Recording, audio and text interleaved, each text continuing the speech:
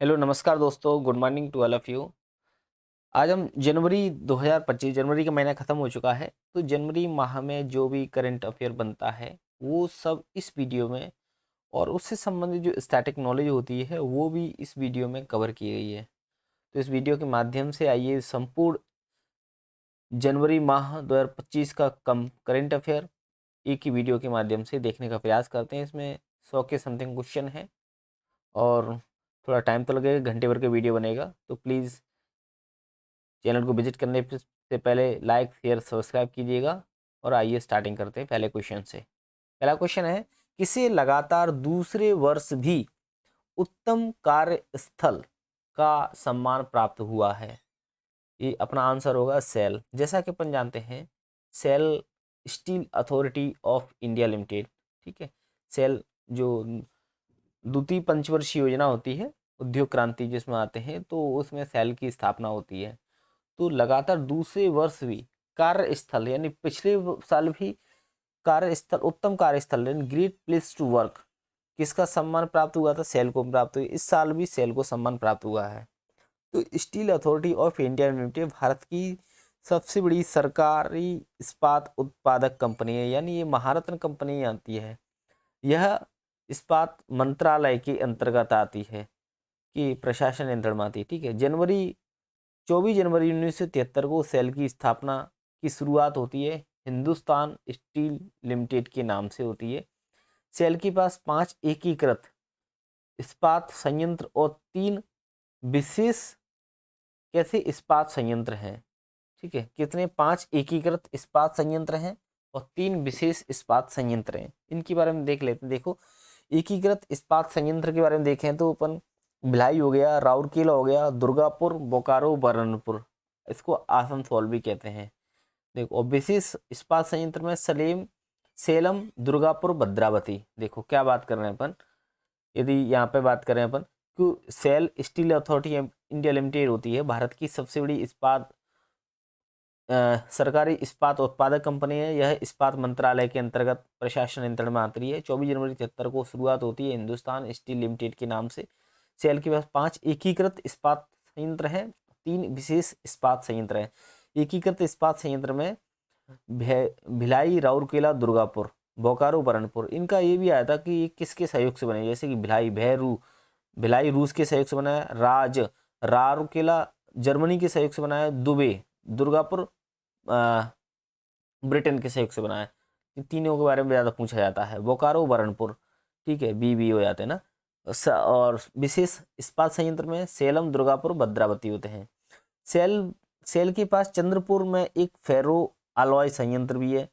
Cell के पास iron और steel के लिए एक अनुसंधान और विकास केंद्र, ठीक है, रिसर्च एंड डेवलपमेंट सेंटर भी है। सेल के पास रांची, झारखंड में एक इंजीनियरिंग केंद्र भी है। सेल के पास वैश्विक स्तर पर कुल 652 पेटेंट है। भारत सरकार के पास सेल की लगभग 75 इक्विटी है। सेल के उत्पादों में पिग आयरन, कोल्ड रोड उत्पाद, पाइप, सेमी स्ट्रक्चर और सेल टीएमटी बार सम्मिलित हैं। सेल को महारत्न का दर्जा प्राप्त है। और सेल के अध्यक्ष के बारे में बात करें तो अमरेंदु प्रकाश हैं। देखो, अभी इसमें कौन कौन से पॉइंट निकालना है कि भाई सेल का फुल फॉर्म देखना है। Steel Authority of India limited Bharat की सबसे बड़ी सरकारी इस्पात उत्पादक कंपनी हैगी। यह इस्पात मंत्रालय के अधीन आती है। 24 जनवरी 1973 को हिंदुस्तान स्टील लिमिटेड के नाम से शुरुआत होती है। 3 विशेष संयंत्र होते हैं, इसके 5 एकीकृत इस्पात संयंत्र होते हैं, ठीक है। और सेल को महारत्न का दर्जा प्राप्त है। इनके जो अध्यक्ष हैं सेल के, अमरेंदु प्रकाश हैं। दूसरा क्वेश्चन पे विजिट करते हैं। देखिए, चीन ने CR450 दुनिया के सबसे तेज हाई स्पीड ट्रेन प्रोटोटाइप का अनावरण किया है, जिसमें परीक्षण की गति कितनी है भैया? 450 किलोमीटर प्रति घंटे, यानी 1 किलोमीटर 1 घंटे में 450 घंटा किलोमीटर कवर कर लेगी। क्या नाम है इसका? CR450, CR 450, यानी सबसे तेज हाई स्पीड ट्रेन प्रोटोटाइप का अनावरण। अगला क्वेश्चन है, किन्हें एसोचैम का नया महासचिव नियुक्त कर दिया है? मनीष सिंघल जी को, ठीक है।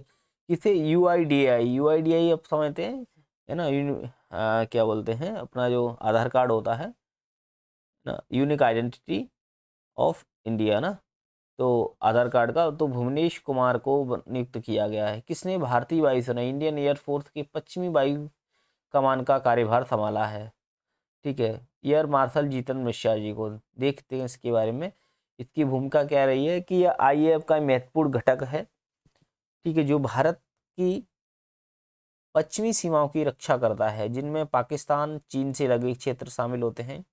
प्रभार क्षेत्र के संबंध में बात किया है तो लद्दाख, हिमाचल प्रदेश, जम्मू कश्मीर, पंजाब, राजस्थान के कुछ हिस्से होते हैं। प्रमुख संचालन के बारे में बात करें तो जैसे कि बात करें अपन, कश्मीर को ऑपरेशन हुआ था 47-48 में। भारत चीन संघर्ष हुआ था 1962 में। भारत पाक युद्ध 1965 और 71 में होते हैं। ऑपरेशन पवन होता है 1986 में श्रीलंका के साथ में।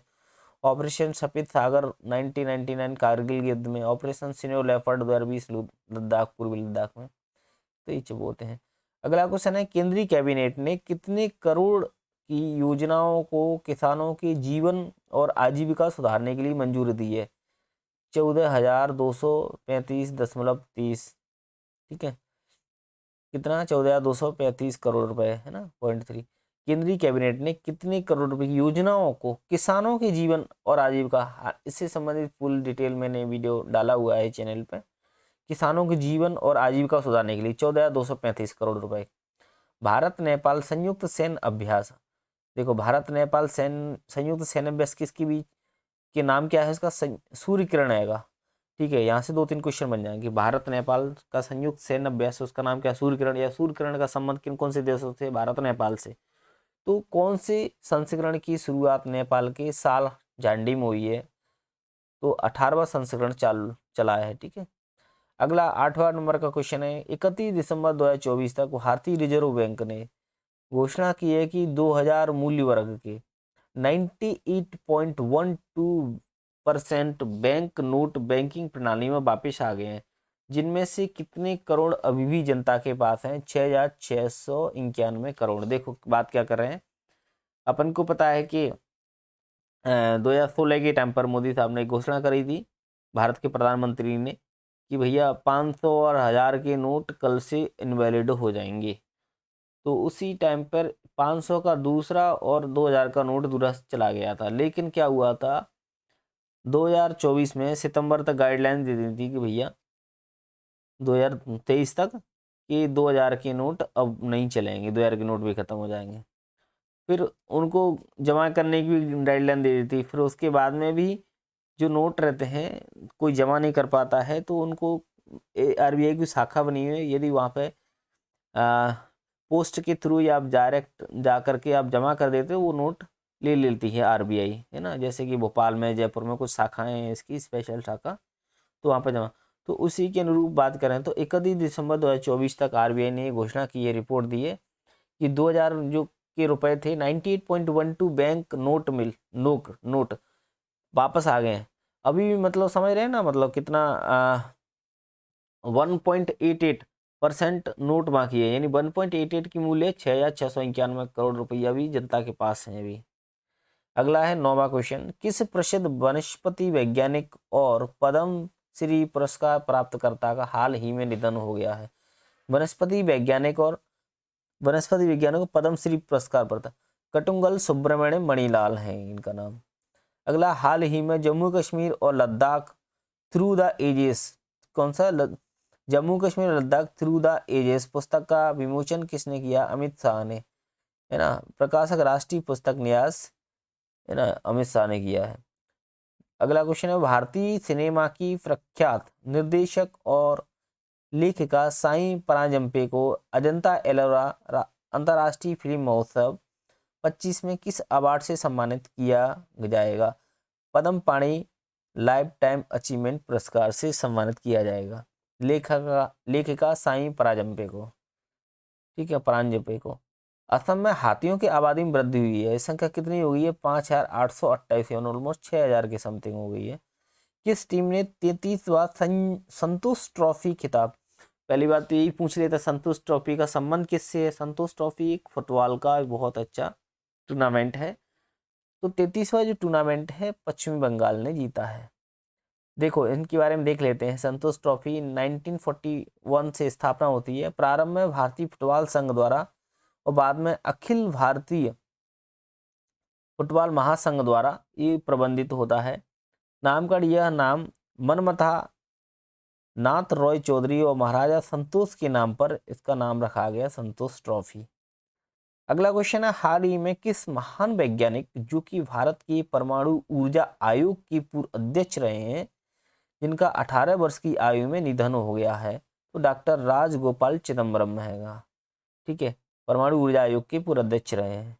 आइए देख लेते हैं। देखो प्रमुख पद के बारे में देख लें तो पूर्व अध्यक्ष रहे हैं ये परमाणु ऊर्जा आयोग में। भारत सरकार के प्रधान वैज्ञानिक सलाहकार भी रहे हैं 2002 से 18 तक।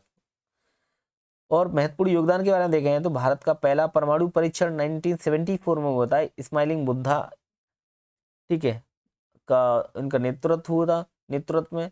और ऑपरेशन शक्ति 1998 का नेतृत्व किया था भारत के परमाणु परीक्षण और निर्देशित बुनियादी अनुसंधान ऊर्जा सुरक्षा सामग्री विज्ञान को बढ़ावा दिया है।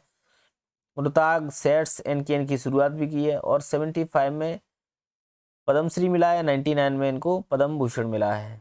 ठीक है, इनके बारे में देखा है, नाम क्या है? डॉक्टर राजगोपाल चिदम्बरम। कौन सा शहर हाल ही में दुनिया का सबसे प्रदूषित शहर के रूप में पहचान हुई है? हनोई। ब्रुनेई की राजधानी है हनोई। देखिए इनके बारे में देख लेते हैं। अभूतपूर्व वायु गुणवत्ता स्तर 3 जनवरी 25 को एयर विजुअल ने बताया कि हनोई का PM2.5 और का स्तर 266 माइक्रोग्राम प्रति घन मीटर वैश्विक रूप से अधिक था, सबसे अधिक था, जो गंभीर वायु प्रदूषण का संकेत देता है। प्रदूषण के प्राथमिक स्रोत के बारे में देखें तो अपन भारी यातायात यानी शहर का घना यातायात तो वायु प्रदूषण में महत्वपूर्ण योगदान देता है। जो घना यातायात, जो ट्रैफिक होता है बहुत ज़्यादा, वो बहुत योगदान देता है। कचरा जलाना यानी खुले में कचरा जलाने से हानिकारक प्रदूषक वायुमंडल में फैलते हैं। औद्योगिक गतिविधियाँ, फैक्ट्रियों और औद्योगिक स्थलों से होने वाले उत्सर्जन वायु गुणवत्ता को और खराब कर देते हैं। देखो प्राथमिक स्रोत कौन से हैं? तो भारी यातायात भैया, धुआंधार ट्रैफिक है, शहरों में गाड़ी चल रही है, कचरा जला रहे हैं अपन, तो जो वायुमंडल में जो प्रदूषक फैल रहे हैं तो उससे दिक्कत आती है। औद्योगिक गतिविधियाँ, फैक्ट्री, औद्योगिक स्थलों से उत्सर्जन से वायु गुणवत्ता खराब करते हैं। ठीक है, निवासियों पर स्वास्थ्य प्रभाव, श्वसन संबंधी समस्याएं, जैसे कि बुजुर्ग निवासी खराब वायु गुणवत्ता के कारण, है ना, सांस लेने में कठिनाई की शिकायत कर रहे हैं। दृष्टि में कमी, युवाओं ने दृष्टिया में भी कमी और सांस लेने में असुविधा का अनुभव किया है। सरकारी पहल, देखो इलेक्ट्रॉनिक वाहनों का प्रचार कर रहे हैं और ईवी अपनाने का लक्ष्य, तो ये इससे कम कर सकते हैं। जैसे कि उप प्रधानमंत्री ट्रॉन होंग हा ने प्रदूषण कम करने के लिए ईवीएस को तेजी से अपनाने के लिए अपील की है। लक्ष्य क्या है? हनोई का लक्ष्य 2030 तक कम से कम 50% बसें और 100% टैक्सियों को इलेक्ट्रिक करना है। विशेषज्ञों की राय क्या है कि जलवायु विशेषज्ञ हुई गुयेन ने लगातार प्रदूषण स्रोतों और प्रतिकूल मौसम स्थितियों को वायु प्रदूषण का मुख्य कारण बताया है, जिससे वायु प्रदूषक वातावरण में फंसे रहते हैं, है ना। मेन चीज रहती है, कभी प्राथमिक स्रोत कौन से? भारी यातायात, कचरा जलाना, औद्योगिक गतिविधियां। हनोई सबसे प्रदूषित शहर के रूप में रिपोर्टेड हुआ है। ठीक है, यदि सरकारी पहल के बारे में बात करें, अपन इलेक्ट्रिक वाहन का उपयोग कर सकते हैं और ईवी अपनाने में लक्ष्य पे ध्यान देते हैं। निवासियों पर, स्थान जो बूढ़े बुजुर्ग वगैरह, युवाओं पर रोशनी वगैरह लाने पर आंखों फर्क पड़ेगा। 16 क्वेश्चन है कि 38वीं राष्ट्रीय खेलों की मेजबानी पहली बार उत्तराखंड द्वारा की जाएगी। तो खेलों की मसाल, जिसे क्या नाम दिया गया है? तेजस्विनी। ठीक है, तेजस्विनी नाम दिया गया है। 38वें खेलों की मेजबानी उत्तराखंड कर रहा है। क्वेश्चन यही से आ सकता भाई, 38वें खेलों की मेजबानी किसने की? उत्तराखंड ने की है। तो यहाँ पे जो खेलों की मशाल है उसका नाम क्या? तेजस्विनी दिया है। प्रथम खो खो विश्व कप 25 की ट्रॉफियों और शुभारंभ किया गया है, कहाँ पे हुआ? Indira Gandhi indoor stadium. आगे क्वेश्चन आएगा कि भाई ये जीता किसने? भारत ने जीता है इसको, नेपाल को हरा करके ना। तो इसके बारे में देख लेते हैं कि देखो 13 से 19 जनवरी 25 में आयोजन हुआ है इसका, इंदिरा गांधी इंडोर स्टेडियम नई दिल्ली में। 24 देशों के से 21 पुरुष और 20 महिला टीम आई हैं। 6 महाद्वीप को का प्रतिनिधित्व हुआ है। यह टूर्नामेंट भारतीय खेल प्राधिकरण, जो स्पोर्ट अथॉरिटी ऑफ इंडिया है, इसके तत्वाधान में आयोजित होगा। ट्रॉफियों के बारे में बात करें तो ब्लू ट्रॉफी पुरुषों के लिए और महिलाओं के लिए ग्रीन ट्रॉफी। ब्लू ट्रॉफी में प्रतीक क्या है? विश्वास, दृढ़ता और सार्वभौमिक आकर्षण। डिजाइन आधुनिक सुनहरे आकृतियों और प्रवाही कर्व्स के साथ में। जो ग्रीन ट्रॉफी है महिलाओं के लिए वृद्धि और जीवंतता का आएगा। पुरुषों की ट्रॉफी जैसी है लेकिन सटीकता और उत्कृष्टता को दर्शाने वाले क्रिस्टल डिटेलिंग के साथ में। शुभंकर के बारे में बात करते हैं। तेजस तारा गजलों की जोड़ी जो टूर्नामेंट की मूल्यों को प्रतिनिधित्व करती है, जिसमें तेजस का ऊर्जा और ब्रिलियंस का प्रतीक नीले रंग में, तारा मार्गदर्शन और आकांक्षा का प्रतीक नारंगी रंग में। दोनों शुभंकर पारंपरिक भारतीय डिजाइन और आधुनिक शैली का मिश्रण दर्शाते हैं। प्रसारण और स्ट्रीमिंग डिज्नी प्लस हॉटस्टार पर ये किया गया है। ठीक है। टूर्नामेंट का महत्व, यह विश्व कप खो खो को अंतर्राष्ट्रीय स्तर पर एक नई पहचान दिलाने और इसे ओलंपिक में शामिल करने की संभावना को बल देगा। टूर्नामेंट में खो खो के कौशल, गति और टीम वर्क का प्रदर्शन करेगा, विविध संस्कृतियों को खेल के माध्यम से एकजुट करेगा। जो KKFI का नेतृत्व के विचार में सुधांशु मित्तल अध्यक्ष हैं इसके। इस आयोजन ने खो खो को वैश्विक स्तर पर नई ऊंचाइयां ले जाने पर एक मील का पत्थर बताया है। MS त्यागी महासचिव हैं। तो 24 देशों की भागीदारी ने खो खो की बढ़ती अंतर्राष्ट्रीय लोकप्रियता को दर्शाया है। कहाँ जल्लूकट्टी आयोजन का 4 जनवरी को पुडुकोट्टी जिले के गंदरबा कोट्टी तालुक के थानचुक्रिया गांव में हुआ है। देखो जल्लूकट्टी का संबंध तमिलनाडु से, वैसे इतना याद रख लो। जल्लूकट्टी होता क्या है? जल्लूकट्टी नाम जल्ली यानी चांदी और सोने के सिक्के, ठीक है, और कट्टू मतलब बंधे हुए, यानी चांदी और सोने के सिक्के बंधे हुए हैं। इसका मतलब हो जाता है जो प्रतिभागियों को दिए जाने वाले पुरस्कारों का प्रतीक होता है। तमिलनाडु का पारंपरिक बैल परामर्श खेल है। इसमें मुख्य किरदार कौन है? बैल है, जिसमें बैल को भीड़ में छोड़ा जाता है और प्रतिभागी जो पार्टिसिपेट करते हैं लोग बैल के कुवड़ को पकड़कर उसे काबू करने में प्रयास करते हैं। देखो तमिलनाडु जल्लीकट्टू के बारे में लिखना है तो क्या लिख सकते हैं भाई? जल्लीकट्टू का संबंध तमिलनाडु राज्य से है। जल्लीकट्टू 2 शब्दों से मिला है। जल्ली का मतलब चांदी और सोने के सिक्के, कट्टू मतलब बंधे हुए। ठीक है। इसमें पारंपरिक रूप से बैल परामर्श खेल होता है। बैल परामर्श जिसमें बैल को भीड़ में छोड़ दिया जाता है और जो प्रतिभागी होते हैं बैल के कुवड़ को पकड़कर उसे काबू करने का प्रयास करते हैं। कब मनाया जाता है? जनवरी में पोंगल उत्सव के दौरान इसको मनाया जाता है। उद्देश्य क्या होता है? प्रतिभागियों का लक्ष्य बैल को बिना हथियारों का उपयोग करके काबू में लाना है। सांस्कृतिक महत्व, जल्लीकट्टू पोंगल तमिल फसल उत्सव के दौरान मनाया जाने वाला प्राचीन परंपरा है। यह आयोजन साहस, शक्ति और सांस्कृतिक गर्व का प्रतीक होता है। भारत में ग्रामीण से शहरी प्रवास में गिरावट, प्रवासन दर 2011 की 37.6 से घटकर 23 में कितनी हो गई है? 28.9%, 29% के करीब हो गई है। 11 में कितनी थी? 37.6। दुनिया युद्ध अनाथ दिवस कब मनाया था? दुनिया में 6 जनवरी को मनाया था। उड़ीसा सरकार ने भारतीय खो खो टीम के लिए कितने करोड़ की 3 वर्षीय प्रायोजन योजना की घोषणा की है? 15 करोड़ की। किन्हें अर्जेंटीना संयुक्त राज्य अमेरिका के सर्वोच्च नागरिक सम्मान, अर्जेंटीना संयुक्त राज्य अमेरिका के सर्वोच्च नागरिक सम्मान प्रेसिडेंशियल मेडल ऑफ फ्रीडम के से सम्मानित किया गया है लियोनेल मेसी को। पता है अपन को, एक फुटबॉलर रहे हैं अर्जेंटीना की ना। लियोनेल मेसी के बारे में बात करी जाए तो 8 बार बैलन डी और विजेता, दुनिया के सर्वश्रेष्ठ फुटबॉल खिलाड़ी, 2009 में FIFA player of the year है ना, पहला प्रमुख व्यक्तिगत वैश्विक सम्मान है। 2022 में फीफा विश्व कप विजेता अर्जेंटीना को कतर में तीसरी बार विश्व कप जिताया था। गोल्डन बॉल विजेता 2022 में टूर्नामेंट के सर्वश्रेष्ठ खिलाड़ी के रूप में सम्मानित किया गया। वर्तमान में मेजर लीग सॉकर USA में इंटर मियामी CF के लिए खेलते हैं। पदक डिजाइन नीली रिबन पर निलंबित होता है। सफेद तारे के चारों ओर 13 सुनहरे तारे होते हैं। पदक के पीछे प्राप्तकर्ता का नाम खुदा होता है। देखो क्या बात करें, संयुक्त राज्य अमेरिका के सर्वोच्च नागरिक पुरस्कार का सम्मान किसे दिया गया? लियोनेल मेसी को। और कौन सा पुरस्कार है? इसका नाम प्रेसिडेंशियल मेडल ऑफ फ्रीडम। अगला है 23 नंबर का question. Lieutenant governor LG VK Saxena ने किसी दिल्ली वक्फ बोर्ड की सीईओ के रूप में नियुक्ति दी है? ये क्वेश्चन यहाँ से ही बन जाए भाई, दिल्ली के एलजी कौन है? वीके सक्सेना जी हैं। तो उन्होंने दिल्ली वक्फ बोर्ड के सीईओ के रूप में किसे नियुक्ति दी है? अजीमुल हक को दी है।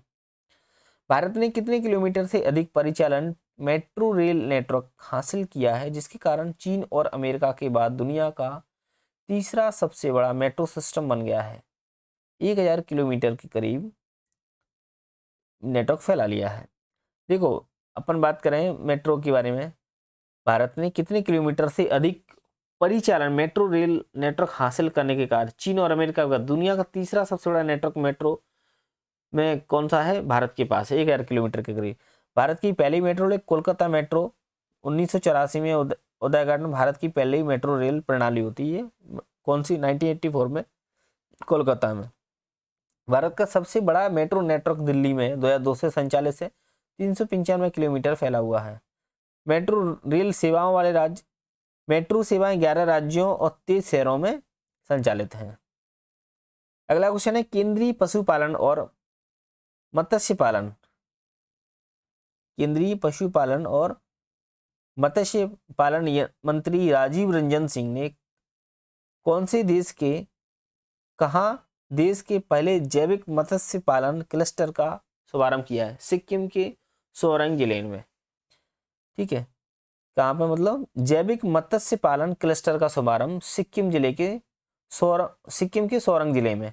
राजीव रंजन मत्स्य पालन मंत्री हैं, केंद्रीय पशुपालन और मत्स्य पालन मंत्री हैं राजीव रंजन जी।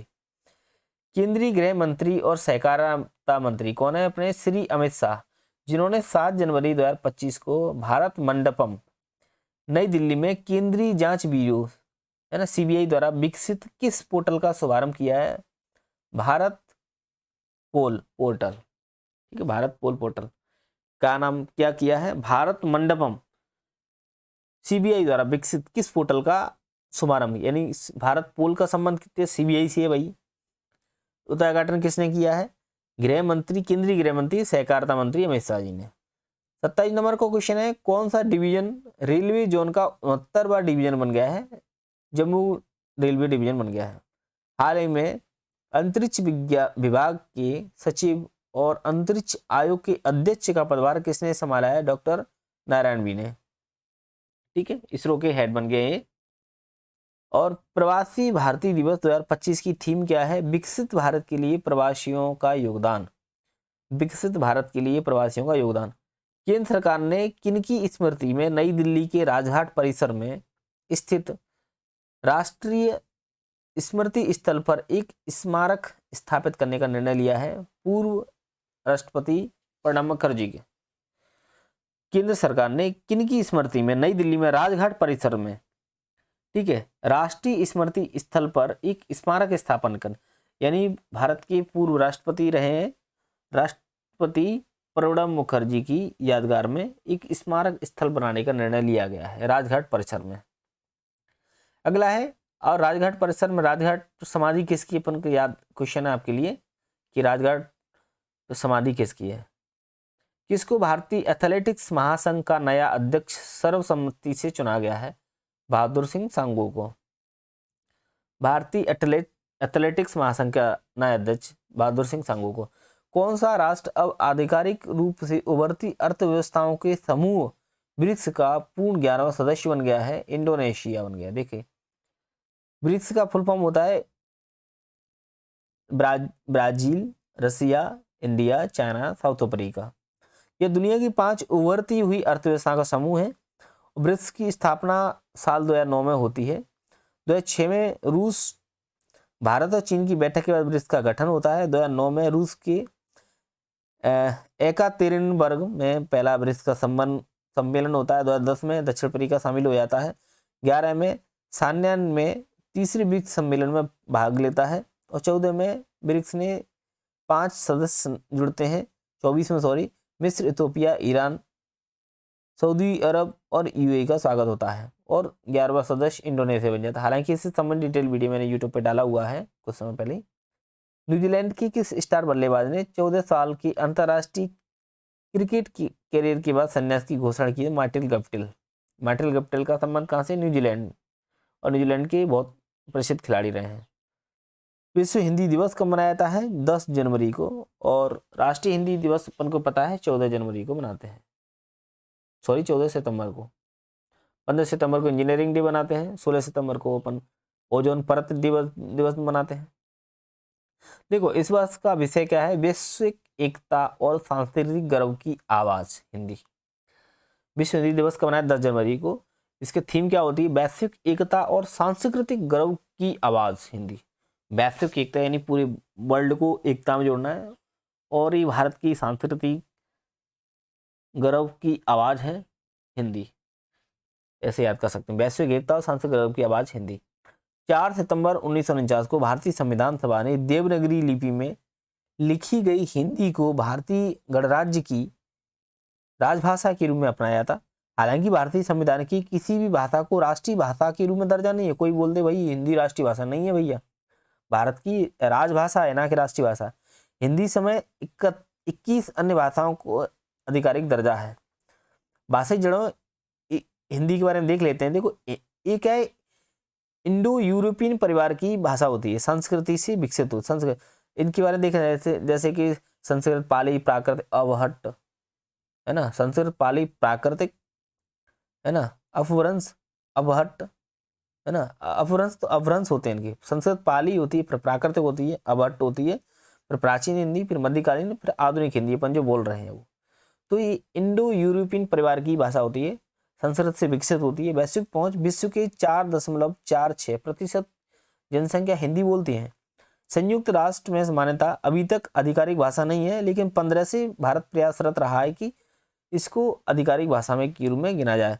जैसे कि वहाँ पे चीनी हो गई, है ना, और अंग्रेजी, फ्रेंच, ये सब वहाँ की 5-6 भाषा वहाँ की संयुक्त राष्ट्र की ये आधिकारिक भाषा है। लेकिन भारत प्रयासरत है कि संयुक्त राष्ट्र में इसको मान्यता मिल जाए आधिकारिक भाषा के रूप में। लेखन प्रणाली देवनागरी लिपि में लिखी जाती है ये। जनगणना के बारे में बात करें अपन, 2021 में 197,000 यानी 1,97,000 से अधिक हिंदी वक्ता भारतीय जनगणना के अनुसार। उपभाषा के बारे में बात करें तो अवधी, भोजपुरी, बुंदेली, खड़ी बोली, बहुत सारी समय है ना शामिल होती हैं। अगला बात करें अपन 35 क्वेश्चन। 1851 में फ्रांसीसी भौतिक विज्ञान लियोन फूको द्वारा किए गए ऐतिहासिक प्रयोग की याद दिलाता है, जिसने पृथ्वी के घूर्णन को प्रमाणित किया। तो इसके लिए कौन सा दिवस मनाया जाता है? 8 जनवरी को अपन इसको दिवस को मनाते हैं। इसकी याद में विज्ञानी लियोन फूको द्वारा ये बताया गया कि पृथ्वी के घूर्णन को प्रमाणित किया था उन्होंने। ठीक है, इनके बारे में डिटेल से देखते हैं और अच्छे समझ में आएगा। तो 470 ईसा पूर्व के बारे में बात करें अपन, तो प्राचीन ग्रीकों ने पृथ्वी के स्वघूर्णन का प्रस्ताव रखा था कि पृथ्वी अपने आप अपने अक्ष पर घूमती है। 1851 में लियोन फूको ने पेरिस में अपने प्रसिद्ध पेंडुलम प्रयोग के माध्यम से पृथ्वी के घूर्णन को साबित किया। प्रदर्शन स्थलों जैसे पेरिस वेधशाला और ग्रीन पैथियंस में यह प्रयोग प्रदर्शित किया गया। आज भी ये विज्ञान संग्रहालयों में देखा जाता है। महत्व क्या है कि बच्चों में वैज्ञानिक जिज्ञासा को बढ़ावा देता है। पृथ्वी के घूर्णन और इसके प्रभाव जैसे कि दिन रात, ऋतुएं, मौसम पैटर्न को समझने में मदद करता है। फूको पेंडुलम आज भी शिक्षण की लोकप्रिय उपकरण है। पृथ्वी से जुड़े तथ्य के बारे में बात करें तो अपन इसके व्यास के बारे में, ध्रुवों पर 12,714 किलोमीटर और भूमध्य रेखा पर 12,756 किलोमीटर इसका व्यास रहता है। देखो 12,756 ऐसे पृथ्वी अपनी, तो यहाँ पे जो भूमध्य रेखा 0 डिग्री, तो 12,756, और जो पोल रहते हैं वहाँ पे 12,714 किलोमीटर है। सतह की संरचना 70% पानी से ढका हुआ है, जिसमें 97% खारा पानी है, 3% ही मीठा पानी है। पृथ्वी की आयु लगभग 4.5 अरब वर्ष है। चट्टानों के विश्लेषण से निर्धारित होता है। हिमयुग, नवीनतम हिमयुग 7,000 से सॉरी 70,000 से 11,500 साल पहले तक चला था। इसका चरम 18,000 साल पहले था। चुंबकीय क्षेत्र पृथ्वी के पिघले हुए लोहे के कोर से उत्पन्न होता है। पिघले हुए जो कोर होता है ना, उसमें लोहा पिघल जाता है तो उससे चुंबकीय क्षेत्र उत्पन्न हो जाता है, जो हानिकारक और सौर विकिरण से सुरक्षा प्रदान करता है। नासा की खोज, जलवायु परिवर्तन पृथ्वी के घूर्णन को प्रभावित करता है। जलवायु परिवर्तन होता है, बर्फ के पिघलने, भूजल की कमी, समुद्र तल के बढ़ने के कारण द्रव्यमान का पुनर्वितरण होता है। ध्रुवीय गति, पिछले 120 वर्षों में पृथ्वी की धुरी लगभग 30 फीट यानी 10 मीटर खिसक चुकी है। दिनों की लंबाई के बारे में बात करें तो पृथ्वी का घूर्णन धीरे धीरे धीमा हो रहा है, जिससे दिनों की लंबाई बढ़ रही है। ठीक है, घूर्णन क्या है, धीरे धीरे धीमा होने से लंबाई बढ़ रही है। वैज्ञानिक घटनाएं, कोरियोलिस प्रभाव वायु धाराओं को मोड़ता है। उत्तरी गोलार्ध में जो घड़ी की दिशा में ऐसे चलता है और दक्षिणी गोलार्ध में ये विपरीत चलता है। मौसम पैटर्न, कोरियोलिस प्रभाव से व्यापारिक हवाएं और पछुआ हवाएं उत्पन्न होती हैं। अपन इनको ज्योग्राफी बहुत अच्छे से रीड करते हैं। कोरियोलिस इफेक्ट के बारे में वायु धाराओं को मोड़ता है। ठीक है, भारत को हेनली पासपोर्ट इंडेक्स 25 में कितने स्थान पर देखा गया है? 85वें स्थान। इन्हें सचिव और कोषाध्यक्ष के रूप में निर्विरोध चुने जाने की औपचारिकता पूरी हुई है। देवजीत सैकिया और प्रभुजीत सिंह भाटिया, इनको जो आईसीसी है उसमें चुना गया है। वेनेजुएला की राष्ट्रपति के रूप में किसने अपने तीसरे 6 वर्षीय कार्यकाल के लिए शपथ ली है? निकोलस मादुरो 46वें राष्ट्रपति बने हैं वेनेजुएला के राष्ट्रपति के रूप में तीसरे 6 वर्षीय कार्यकाल के लिए, यानी 6 वर्ष का कार्यकाल हो रहा है, तीसरी बार चुने गए हैं निकोलस मादुरो 46वें राष्ट्रपति वेनेजुएला। वेनेजुएला कहाँ पे आता है भैया? वेनेजुएला अपने साउथ अमेरिका में आता है। ये तेल के लिए बहुत प्रसिद्ध है। भारत जनवरी 2026 में कौन सी कॉमनवेल्थ देशों के संसदों के अध्यक्षों और पदेन अध्यक्षों की सम्मेलन की मेजबानी करेगा? 28वें नंबर की कॉमनवेल्थ देशों के संसदों के अध्यक्षों और पदे अध्यक्षों की सम्मेलन की मेजबानी है। 28वें सम्मेलन होगा CSPOC। भारत ने किसको दूसरे बहुउद्देशीय पोत के रूप में अनावरण किया है? उत्कर्ष। दूसरे बहुउद्देशीय पोत, कौन सा नाम है इसका? उत्कर्ष। उत्कर्ष क्या है? बहुउद्देशीय पोत हैगा। डॉक्टर KS चौहान की पुस्तक parliament, power, function and privilege, A comparative constitutional perspective का विमोचन किया है किसने? उपराष्ट्रपति जगदीप धनखड़ ने। ये किताब किनकी है? KS चौहान जी की है। Parliament, power, function and privilege, A comparative constitutional perspective. अगला 42 का क्वेश्चन, भारत का सकल घरेलू उत्पाद GDP का विकास 2025 के वित्तीय वर्ष में 6.7% तक सुधारने का अनुमान है, ऐसा किस रिपोर्ट में बताया गया है? CRISIL intelligence report. देखो ये क्या होती है? क्रिसिल मतलब भारतीय क्रेडिट रेटिंग एजेंसी। इसकी स्थापना 1987 में होती है। मुख्यालय भारत में हैगा, मुंबई में हैगा। एक भारतीय विश्लेषणात्मक कंपनी है जो रेटिंग, अनुसंधान और जोखिम और नीति सलाहकार सेवाएं प्रदान करती है। और अमेरिकी कंपनी S&P ग्लोबल की सहायक कंपनी है। S&P की सहायक कंपनी है। देखो क्या बात करी है इसमें। क्रिसिल का फुल फॉर्म क्या है? भारतीय क्रेडिट रेटिंग एजेंसी होती है। ठीक है, 87 में स्थापना होती है। मुख्यालय मुंबई में हैगा। भारतीय विश्लेषणात्मक कंपनी हैगा जो रेटिंग, अनुसंधान और जोखिम की नीति सलाहकार सेवाएं प्रदान करती है। अमेरिकी कंपनी S&P ग्लोबल की सहायक कंपनी हैगी। 43 हाल ही में कौन सी खिलाड़ी महिला वनडे में सबसे तेज शतक जड़ने वाली भारतीय महिला बनी है? सबसे तेज शतक महिला में कौन से? स्मृति मंधाना। और अभी एक और आगे क्वेश्चन आएगा भाई, ICC क्रिकेट महिला क्रिकेट में ये मतलब साल की सर्वश्रेष्ठ खिलाड़ी किसको बनी है? स्मृति मंधाना। पुरुषों में कौन है? जसप्रीत बुमराह जी बने हैं।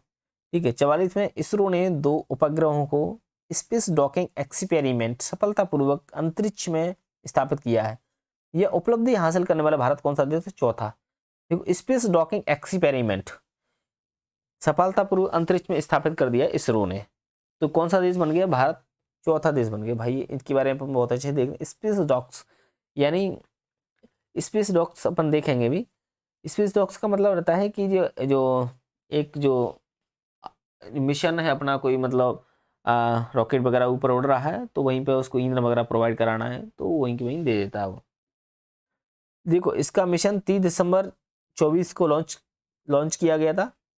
स्पेस डॉक्स एक चेजर और दूसरा है टारगेट।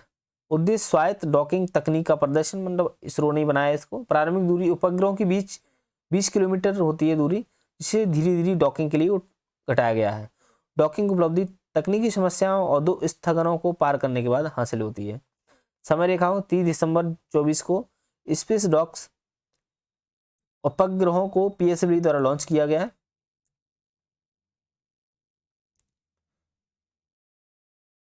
तकनीक समस्याओं का निर्धारित डॉकिंग स्थगित किया गया 7 से 9 जनवरी को, और 12 जनवरी 25 को उपग्रहों के बीच की दूरी 3 मीटर तक कम करने का सफल परीक्षण किया। 16 जनवरी 25 अंतिम सफल डॉकिंग की घोषणा कर दी थी। भविष्य के उपयोग, चंद्र मॉड्यूल की डॉकिंग और अनडॉकिंग शामिल होगा चंद्रयान 4 में। भारतीय अंतरिक्ष स्टेशन द्वारा 28 तक अंतरिक्ष में मॉड्यूल्स को असेंबल करने के लिए डॉकिंग क्षमताएं आवश्यक। मानव चंद्र मिशन 2044 तक चंद्र अन्वेषण को समर्थन करने के लिए डॉकिंग तकनीक की जरूरत है। देखो इसमें डॉकिंग प्रोसेस क्या होती है, 20 किलोमीटर, फिर 5 kilometre, 1.5 kilometre, 500 metre, 225, 15 metre, 3 metre.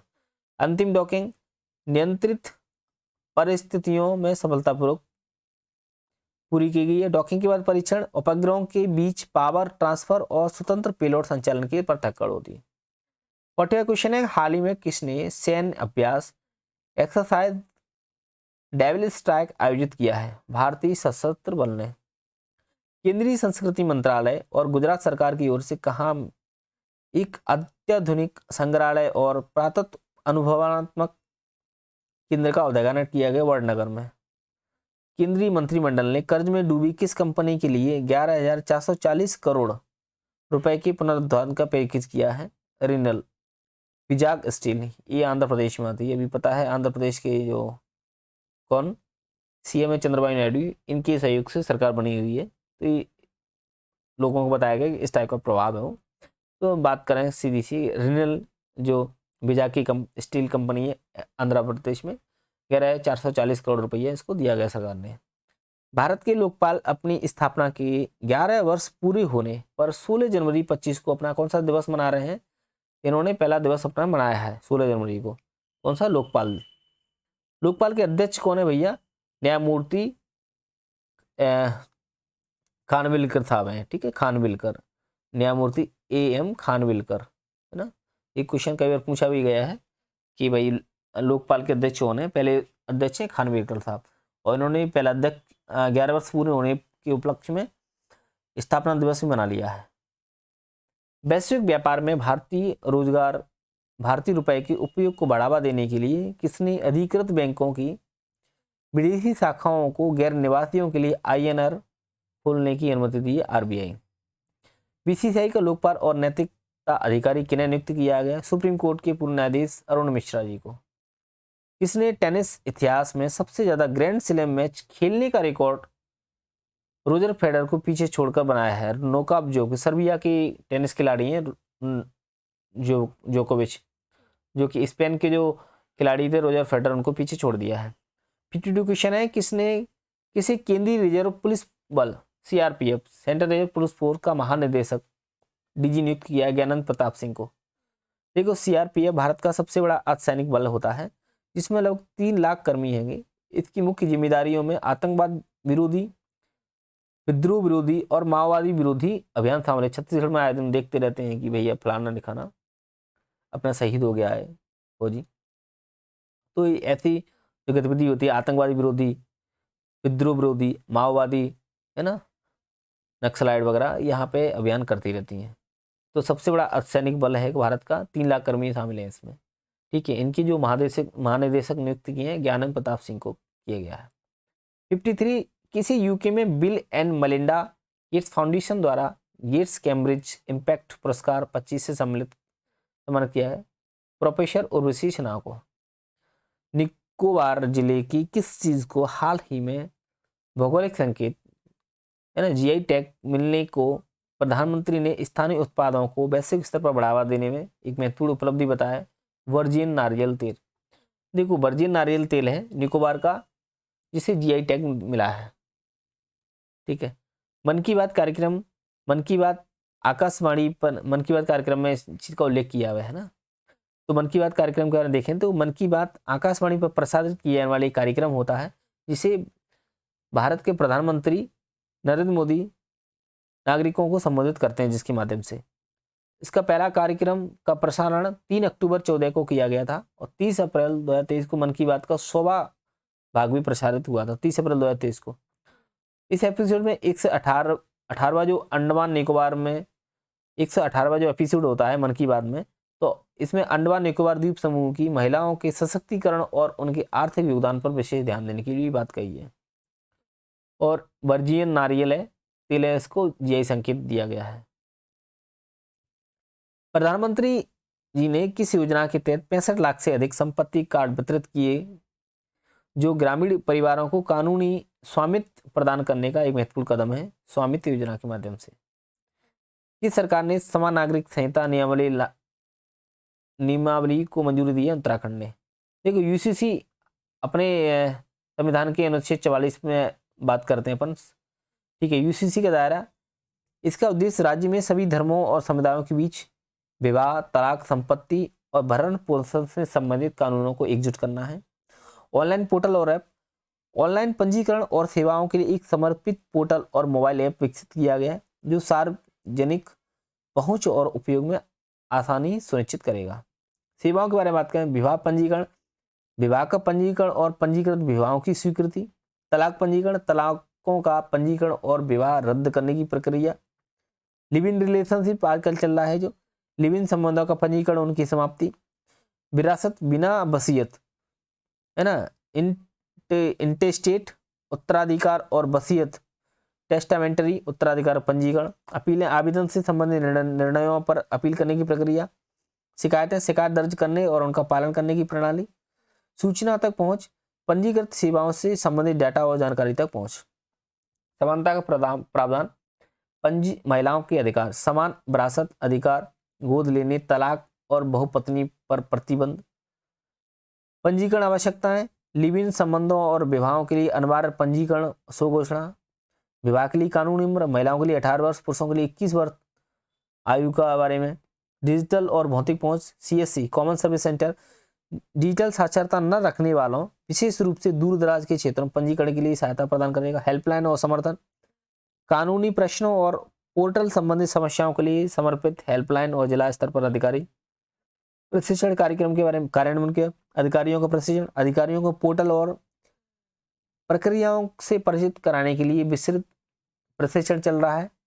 Mock drill, प्रणाली की तत्परता के लिए 21 जनवरी 25 को राज्य स्तर पर मॉक ड्रिल आयोजित किया जाएगा, है ना। और कार्यक्रम कार्यान्वयन की समय सीमा, प्रशिक्षण पूरा होने के बाद यूसीसी के कार्यान्वयन की तारीख की घोषणा की जाएगी। प्रशिक्षण और विकास, उत्तराखंड अधिकारियों के लिए व्यापक प्रशिक्षण कार्यक्रम चला रहा है, जिसमें 24 जनवरी 25 तक 10,000 ग्राम विकास अधिकारी को प्रशिक्षित किया जाएगा। मुख्य उद्देश्य समावेशन का, जैसे कि सभी नागरिकों को उनके स्थान और सार्वजनिक आर्थिक पृष्ठभूमि की परवाह किए बिना कानूनी सेवाओं तक समान पहुंच सुनिश्चित करना है। पहुंच में आसानी, डिजिटल प्लेटफॉर्म का लाभ उठाकर और दूर दराज के क्षेत्रों में ऑफलाइन सेवाएं सुनिश्चित करके उत्तराखंड विवाह और उत्तराधिकार पंजीकरण जैसी कानून प्रक्रियाओं तक आसानी पहुंच प्रदान करना चाहता है। पारदर्शिता को बढ़ावा, सेवाओं के डिजिटल एकीकरण से पारदर्शिता बनेगी, नौकरशाही को कम करने में मदद मिलेगी, जिससे कानून प्रक्रिया अधिक सुव्यवस्थित और सुलभ हो जाएगी। देखो इसमें क्या क्या देखा है। पहला क्वेश्चन है ये कि समान नागरिक संहिता नियमावली को मंजूरी किसने दी है? उत्तराखंड ने दी है। यूसीसी के प्रावधान वगैरह दिए हैं, पोर्टल ऐप वगैरह लॉन्च कर दिया है। सेवा कौन कौन सी? विवाह का पंजीकरण, तलाक का पंजीकरण, लिव इन संबंधी विरासत, अपील, शिकायतें, सूचना तक पहुंच वगैरह। समानता का प्रावधान में महिलाओं का अधिकार, पंजीकरण की सूचना है और कानूनी विवाह के लिए कानूनी उम्र होनी चाहिए। डिजिटल और भौतिक पहुंच, सीएससी वगैरह बनी है, हेल्पलाइन समर्थन वगैरह है, ठीक है। अधिकारी वगैरह नियुक्ति कर दिए और मुख्य उद्देश्य है कि समावेशन करना है भैया इनको, ठीक है, कि सभी नागरिकों को उनके स्थान और सामाजिक आर्थिक पृष्ठभूमि की परवाह किए बिना कानूनी सेवाओं तक समान पहुंच सुनिश्चित करना है, पहुंच में आसानी होनी है भाई, डिजिटल प्लेटफॉर्म सीएससी इनके माध्यम से पारदर्शिता को बढ़ावा देना है कि सेवाओं की डिजिटल एकीकरण से पारदर्शिता बढ़ेगी, नौकरशाही को कम करने में मदद मिलेगी और कानूनी प्रक्रिया अधिक सुव्यवस्थित और सुलभ हो जाएंगी। इसमें 56 का हैगा कि भारत ने किस खेल विश्व कप 25 में पुरुषों और महिलाओं दोनों के इवेंट में, मतलब कौन सा खेल है जो उद्घाटन हुआ है उस खेल का, तो उसमें चैंपियन बना है। खो खो में अभी मैंने बातें की था भाई कि जनवरी के माह में खो खो विश्व कप चला है पहली बार, ठीक है, जिसमें 20 टीमों ने हिस्सा लिया है, महिलाओं की 21 टीम ने पुरुषों की, जिसमें पुरुषों महिलाओं दोनों में नेपाल को हरा करके खो खो में चैंपियन कौन भारत बना है। बहुत इंपॉर्टेंट क्वेश्चन है। 57 किसने रिकॉर्ड 5वीं बार विजय हजारे ट्रॉफी जीती है? कर्नाटक ने जीती है, ठीक है। संतोष ट्रॉफी के बारे में बात करें, संतोष ट्रॉफी किसने जीती लगातार, है ना, तो पश्चिम बंगाल ने जीती है। और चीन ने झिंजियांग में दुनिया की सबसे लंबी एक्सप्रेसवे सुरंग का निर्माण पूरा किया है। तियानशान सेंगली सुरंग है, 22.13 किलोमीटर की है, ठीक है। किसने धोखाधड़ी को कम करने के लिए बैंकों को 1600 एक्सेस नंबर सीरीज, यानी जो 1600 वाली सीरीज है उसको उपयोग करने का निर्देश दिया है आरबीआई ने। देखो क्या है कि आरबीआई का निर्देश है कि जो 1600 वाली जो सीरीज होती है ट्रांजैक्शनल कॉल के लिए, और 140 वाली सीरीज होती है वो प्रचारात्मक कॉल्स के लिए यूज़ करना है अपन को। समय सीमा 31 मार्च 2025 है। धोखाधड़ी और रोकथाम डिजिटल लेन देन की सुरक्षा बढ़ाने के उद्देश्य से की गई है। निगरानी क्या है कि बैंकों को ग्राहक मोबाइल नंबर अपडेट और सत्यापित करने होंगे इसके लिए, ठीक है। 1600 ट्रांजैक्शनल कॉल के लिए, 140 प्रचारात्मक कॉल के लिए। अगला क्वेश्चन है, भारत ने किस स्वदेशी माइक्रो मिसाइल प्रणाली का सफल परीक्षण किया है? भार्गव शास्त्र का, ठीक है, भार्गव शास्त्र का स्वदेशी माइक्रो मिसाइल प्रणाली का सफल परीक्षण क्या नाम है उसका? भार्गव शास्त्र। बात करें अपन भार्गव शास्त्र के बारे में, पता लगाना और नष्ट करना। यह 6 किलोमीटर से अधिक दूरी तक छोटे हवाई वाहनों का पता लगाने और निर्देशित माइक्रो गोला बारूदों का उपयोग करके नष्ट करने में सक्षम है, ठीक है। पता भी लगा लेती है 6 किलोमीटर से अधिक दूरी तक छोटे हवाई वाहनों का, और गोला बारूद का उपयोग करके नष्ट भी कर देती है। सामूहिक प्रक्षेपण क्षमता, स्वाम संरचनाओं के खिलाफ प्रभावी उपाय सुनिश्चित करने के लिए 64 से अधिक माइक्रो मिसाइलों के साथ लॉन्च करने के लिए डिजाइन किया गया है। मोबाइल प्लेटफॉर्म, इसे विभिन्न प्रकार के इलाकों, विशेष रूप से ऊंचाई वाले क्षेत्रों तेजी से तैनाती के लिए एक मोबाइल प्लेटफॉर्म लॉन्च किया गया है। बहुउद्देशीय डिजाइन, इसे विविध इलाकों में काम करने के लिए इंजीनियरिंग किया गया है जिसे भारतीय सेना के लिए विशेष आवश्यकताओं को पूरा किया सके। मैंने भार्गव शास्त्र का संबंध क्या है? एक सूक्ष्म मिसाइल प्रणाली है, ठीक है, स्वदेशी टेक्निक में। कौन हाल ही में बॉम्बे उच्च न्यायालय के मुख्य न्यायाधीश नियुक्त किए गए? न्यायमूर्ति आलोक आराधे को। और दिल्ली उच्च न्यायालय के मुख्य न्यायाधीश किसको बनाया गया है? शपथ ली है न्यायमूर्ति देवेंद्र कुमार उपाध्याय को। उच्च न्यायालय मुंबई के कौन बने हैं? न्यायमूर्ति आलोक आराधे। और दिल्ली की कौन बने हैं? देवेंद्र कुमार उपाध्याय। अगला है, कोविड-19 के गलत प्रबंधन, वित्तीय विषमताओं और राजनीतिक प्रभाव के कारण WHO से कौन से देश ने वापसी की घोषणा की? अमेरिका ने। देखो WHO के बारे में बात करें तो स्थापना 1948 में होती है, मुख्यालय जिनेवा स्विट्जरलैंड में है, और इसके वर्तमान महानिदेशक के बारे में बात करें टेड्रोस अधानोम घेब्रेयेसस होता है ना, टेड्रोस अधानोस, ठीक है, मुख्यालय स्विट्जरलैंड में, और 48 में इसका स्थापना की गई है। अमेरिका ने इसने वापसी की घोषणा की क्योंकि कोविड-19 में गलत प्रबंधन चीन वगैरह पे इसने मतलब वो उठाया, मतलब क्वेश्चन। किसने स्क्रैमजेट फुल फॉर्म होता है सुपरसोनिक कम्बशन रैमजेट इंजन का ग्राउंड परीक्षण किसने किया? डीआरडीओ ने। डीआरडीओ पंजाब ने डिफेंस रिसर्च डेवलपमेंट ऑर्गेनाइजेशन बलशिमूलम ज्ञानम। हाल ही में किसने उड़ीसा के ऐतिहासिक बौद्ध स्थल रत्नागिरी में 60 वर्षों के बाद खुदाई फिर से कार्य शुरू किया गया है? भारतीय पुरातत्व सर्वेक्षण के द्वारा। ये ऐसा ही होता है, यही काम यही करता है, ठीक है। तो उड़ीसा के ऐतिहासिक बौद्ध स्थल है रत्नागिरी में, वहाँ पर 60 वर्षों के बाद खुदाई कार्य फिर से शुरू कर दिया गया है ASI के द्वारा। इसके बारे में डिटेल सी वीडियो आने वाला है, मैं अच्छे से और बताऊंगा अच्छे से। 66वां क्वेश्चन है कि 25 में कौन सा देश प्रतिष्ठित फिडे शतरंज विश्व कप की मेजबानी करने जा रहा है? भारत। बहुत इंपॉर्टेंट क्वेश्चन है। फिडे शतरंज विश्व कप की मेजबानी कौन कर रहा है? 2025 में भारत, ये 7 अक्टूबर के टाइम में होगा जहाँ तक आयोजन। भारत में राष्ट्रीय बालिका दिवस कब मनाया जाता है? 24 जनवरी को। अंतर्राष्ट्रीय शिक्षा दिवस कब मनाया जाता है? 24 जनवरी को। ठीक है। अब और भारत में भी शिक्षा दिवस मौलाना अबुल कलाम आज़ाद के जन्मदिन में मनाया जाता है। देखो, अंतर्राष्ट्रीय शिक्षा दिवस के बारे में बात करें 24 जनवरी को, इसका विषय है एआई और शिक्षा, आर्टिफिशियल इंटेलिजेंस एंड एजुकेशन, सुचालन की दुनिया में मानवीय एजेंसी को बनाए रखना। 69 का क्वेश्चन है, राष्ट्रीय मतदाता दिवस कब मनाया जाता है? 25 जनवरी को। और विषय क्या है? वोट जैसा कुछ नहीं, वोट जरूर डालेंगे हम, लोकतांत्रिक भागीदारी पर जोर। 70 नंबर का क्वेश्चन है, किसी भारतीय एक्सो लाइफ इंश्योरेंस का नया अध्यक्ष नियुक्त किया? अखिल गुप्ता जी को। किसने 22 जनवरी से ऑपरेशन सर्द हवा नामक विशेष अभियान शुरू किया है? बीएसएफ ने। ठीक है। किसी प्रतिष्ठित ऑस्ट्रेलियाई क्रिकेट हॉल ऑफ फेम में शामिल किया गया है? पूर्व ऑस्ट्रेलियाई क्रिकेट कप्तान माइकल क्लार्क को। आईसीसी के अध्यक्ष और पूर्व बीसीसीआई सचिव को किस बोर्ड के 13 संस्थापक सदस्य के रूप में नामित किया गया है ना, नए सलाहकार बोर्ड में? अपने क्या बोलते हैं, आईसीसी की अध्यक्ष अभी पता है कौन है? जैसा है अपने भारत के। ठीक है। जिन्हें एक 13 सदस्य की सलाहकार बोर्ड बना है नया, जिसमें 13 सदस्य हैं, तो उसमें शामिल जयसा जी को कर लिया है, जो कि अध्यक्ष हैं आईसीसी और बीसीसीआई के पूर्व सचिव भी रहे हैं। 74 नंबर का क्वेश्चन है, किसे इस वर्ष के फिक्की फ्रेम संस्करण के ब्रांड एम्बेसडर के रूप में नियुक्त किया गया है? अपन जानते हैं आयुष्मान खुराना जी को, जो कि एक्टर हैं बॉलीवुड इंडस्ट्री में। गणतंत्र दिवस परेड 25 के लिए किस देश के राष्ट्रपति को मुख्य अतिथि के रूप में आमंत्रित किया गया? इंडोनेशिया के राष्ट्रपति प्रबावो सुबियांतो को। और इंडोनेशिया राष्ट्रपति कितनी बार गणतंत्र दिवस में मुख्य अतिथि के रूप में शामिल हुए? 4 बार। सबसे पहले वाले में 1950 में, 11 में, 17 में, 25 में। गणतंत्र दिवस 25 की थीम क्या रही? स्वर्णिम भारत, विरासत और विकास। स्वर्णिम भारत, विरासत और विकास। 78 नंबर का क्वेश्चन है, किसे भारत सरकार ने इजराइल में भारत का अगला राजदूत नियुक्त किया है? जितन पाल सिंह को। 70 नंबर का क्वेश्चन है, संयुक्त राष्ट्र महासभा द्वारा किस दिन को स्वच्छ ऊर्जा का अंतर्राष्ट्रीय दिवस घोषित किया जाएगा? 26 जनवरी को। बहुत इंपॉर्टेंट क्वेश्चन रहेगा। स्वच्छ ऊर्जा का अंतर्राष्ट्रीय दिवस संयुक्त राष्ट्र ने घोषित कर दिया 26 जनवरी को। ठीक है। 26 जनवरी को अपन गणतंत्र दिवस मनाते हैं।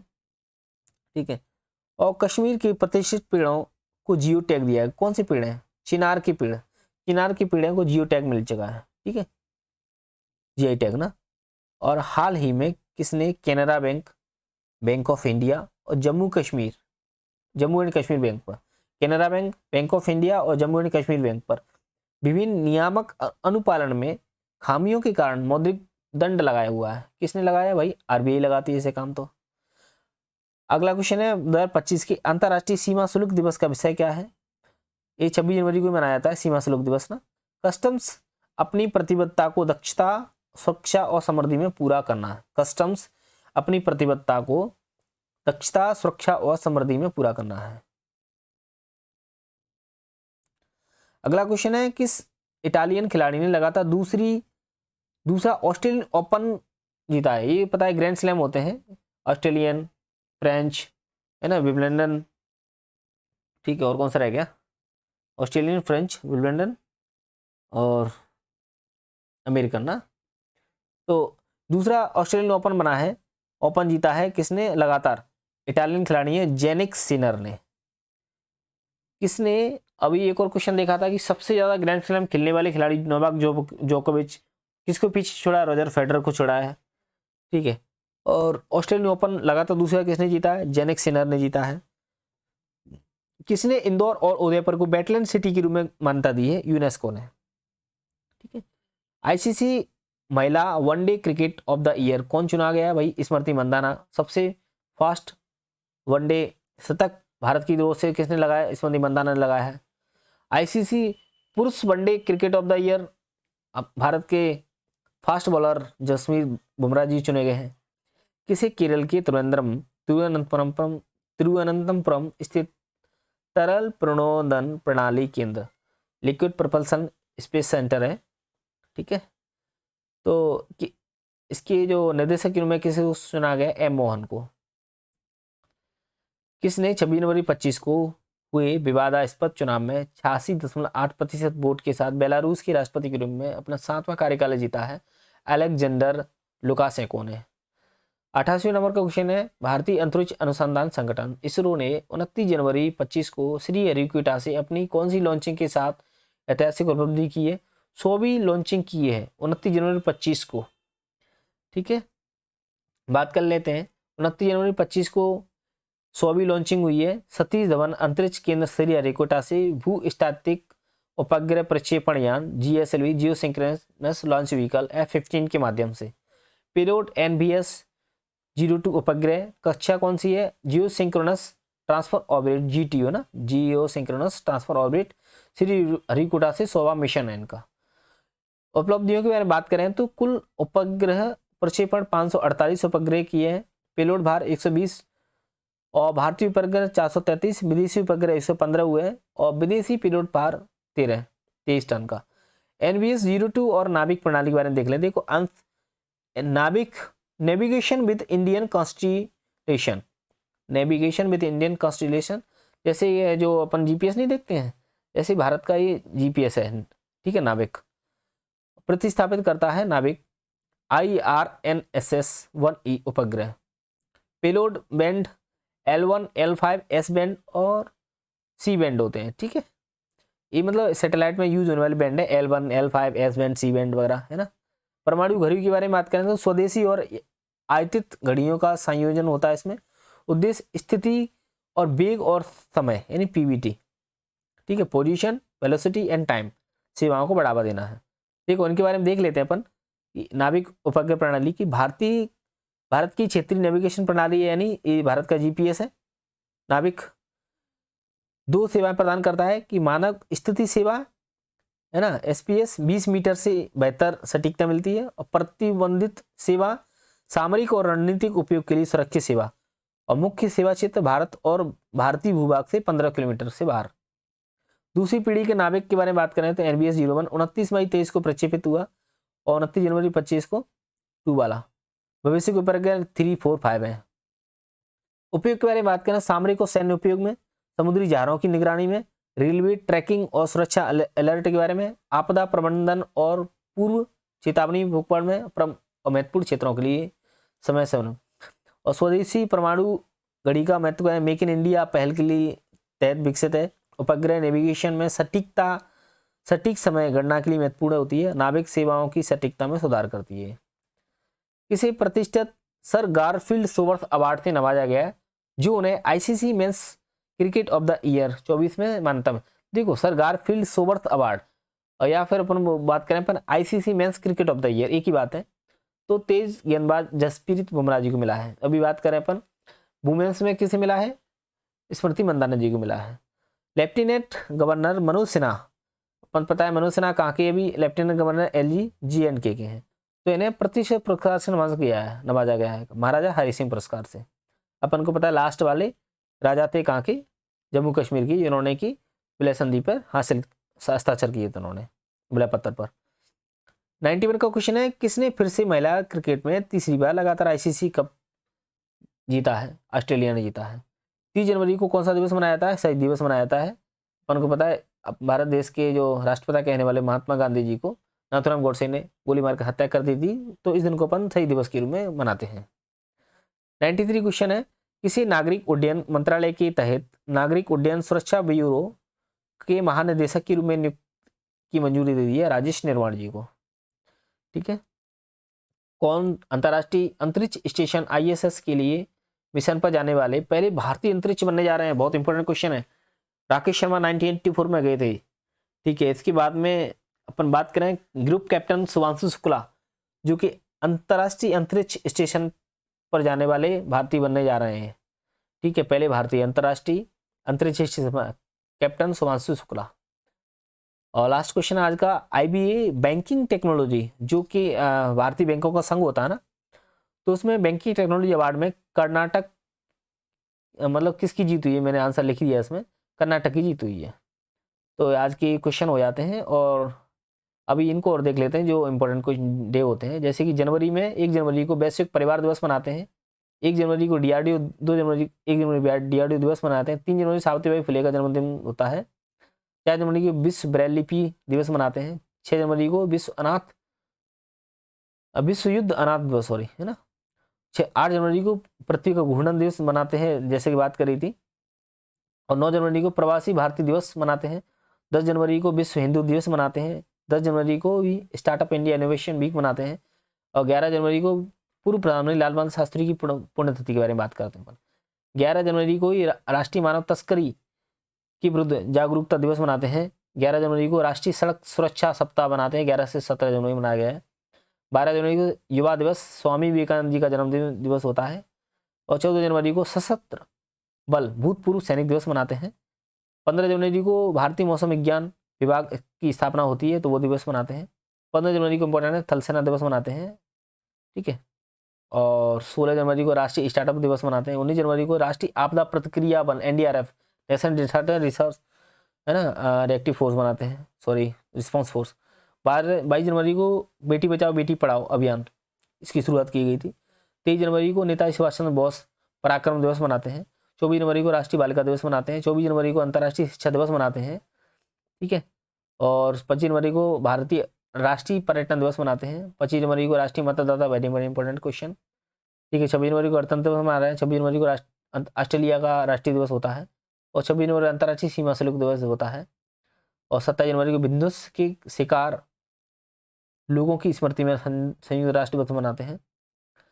28 जनवरी को डाटा गोपनीयता दिवस मनाते हैं। 28 जनवरी को लाला लाजपत राय की जयंती मनाते हैं। 28 जनवरी को विश्व कुष्ठ रोग, है ना, अंतिम रविवार होता है जनवरी को, वहाँ मनाते हैं। 30 जनवरी को शहीद दिवस, है ना।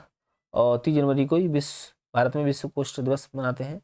और 30 जनवरी को विश्व उपोक्षित उष्णकटिबंधीय रोग दिवस मनाते हैं। तो इस टाइप से ये खत्म हो जाते हैं। तो धन्यवाद, जय हिंद, जय भारत। ये मेरे वीडियो अच्छा लगा हो तो please like share subscribe to my YouTube channel. और इसका पीडीएफ में इसमें जो डिस्क्रिप्शन होता है उसमें ऐड कर दूंगा।